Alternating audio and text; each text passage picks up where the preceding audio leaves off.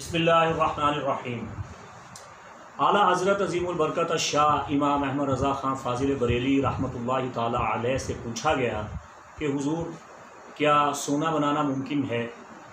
آپ نے بڑا تفصیلی جواب دیا جس کا لب لباب یہ ہے کہ سونا بنانا بہت مشکل ہے، کیمیا گری نہایت محال ہے، لیکن اعلیٰ حضرت نے یہ تعلیم فرمایا کہ قرآن میں اکسیر موجود ہے، کبریت احمر موجود ہے، قرآن میں کیمیا موجود ہے۔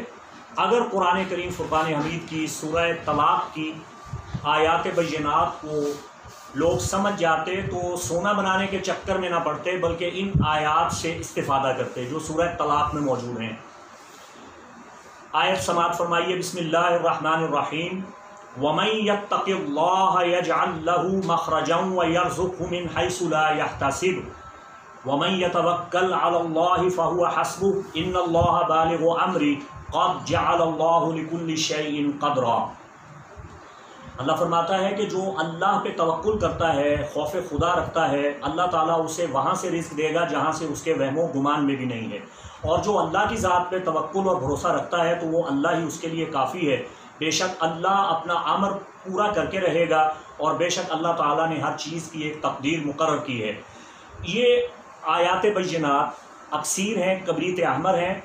اگر کوئی ان آیات کو پڑھے ذکر کی نیت سے، تلاوت اور عبادت کی نیت سے، تو اللہ تعالیٰ اسے غیب کے خزانوں سے اتنا رزق دے گا جہاں سے اس کے گمان میں بھی نہیں ہوگا۔ اس آیت کو پڑھنے کا بہترین طریقہ یہ ہے کہ آیت کا ورد کرنے سے پہلے، ذکر کرنے سے پہلے درود مستغاث پڑھا جائے۔